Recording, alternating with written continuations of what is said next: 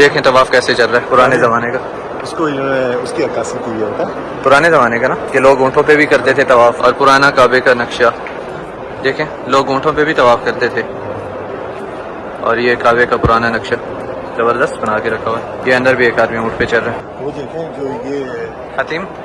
اس کے اوپر انہوں نے شیڈ لگایا ہے، پہلے اس کا یہاں پہ شیڈ ہوتا تھا۔ ہاں، اور آپ کو ایک اور انٹرسٹنگ چیز دکھاؤں، بہت زیادہ سر۔ زبردست۔ ہاں، یہ مکہ کے وہ دوسری طرف والے گھر۔